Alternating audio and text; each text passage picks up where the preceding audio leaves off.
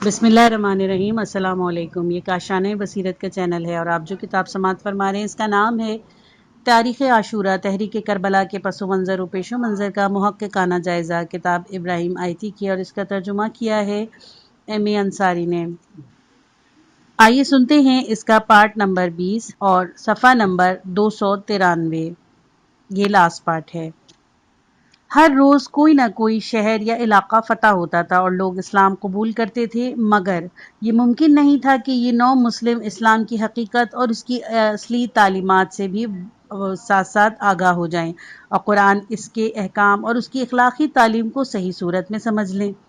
کشور کشائی اور سیاسی غلبہ اور چیز ہے، اور لوگوں کا اسلام کی روح اور اس کی تعلیمات کی قدر و قیمت سے واقف کرانا کچھ اور بات۔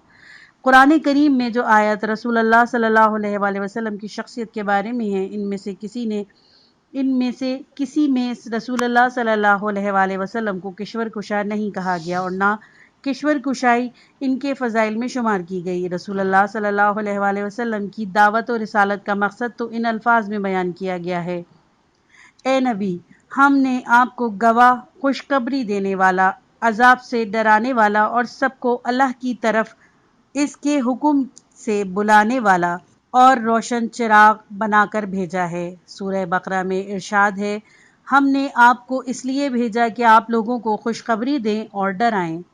یہ کہیں نہیں کہا گیا کہ ہم نے آپ کو فاتح عالم بنا کر بھیجا یا اس لیے بھیجا کہ آپ اسلامی حکومت کے رغبے میں اضافہ کرتے رہیں۔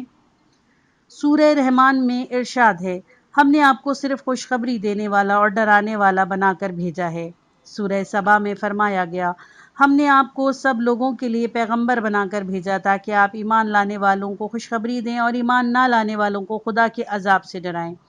اسی قسم کا مضمون سورہ فاطر اور سورہ فتح میں بھی آیا ہے، سورہ جمعہ میں بھی آیا ہے۔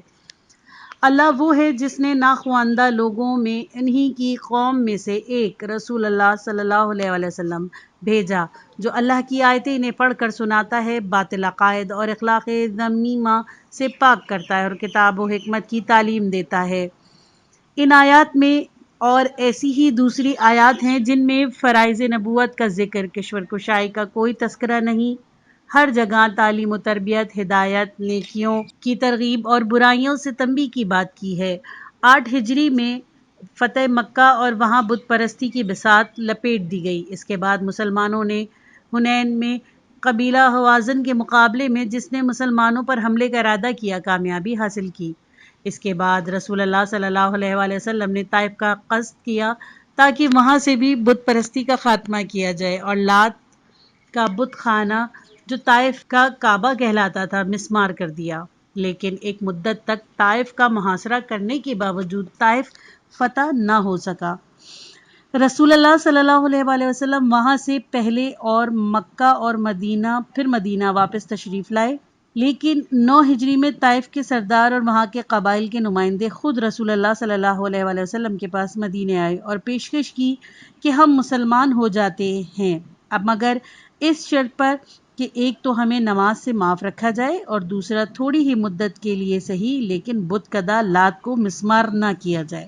اگر مقصد صرف طائف کی فتح ہوتا تو چاہیے تھا کہ رسول اللہ بلا تعمل یہ تجویز منظور کر لیتے اور غنیمت سمجھتے کہ شہر ہاتھ آ رہا ہے، شہر کو اسلامی حکومت میں شامل کر لیتے ہیں اور طائف کے 9 مسلموں سے زکوٰۃ اور دوسرے ٹیکس وصول کر لیتے، وہاں کے مردوں کو اسلامی جنگجو میں شرکت کی دعوت دیتے اور اس طرح اسلامی لشکر کی تعداد میں اضافہ کر لیتے۔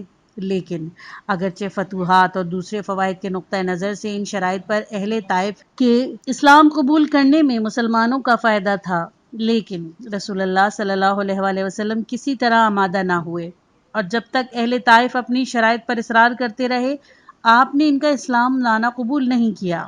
آخر جواب جو آپ نے دیا وہ یہ تھا: جہاں تک اپنے ہاتھوں سے اپنے بت توڑنے کا سوال ہے تو ہم تمہیں یہ کام معاف کر دیتے ہیں، اس کام کے لیے دوسرے آدمی بھیج دیے جائیں گے۔ رہی نماز تو جس دین میں نماز نہ ہو اس کا کچھ فائدہ نہیں، یعنی شہر طائف کیا، اگر کوئی ملک بھی فتح کیا جائے اور وہاں کے لوگ نماز نہ پڑھیں تو ایسی فتح بیکار ہے۔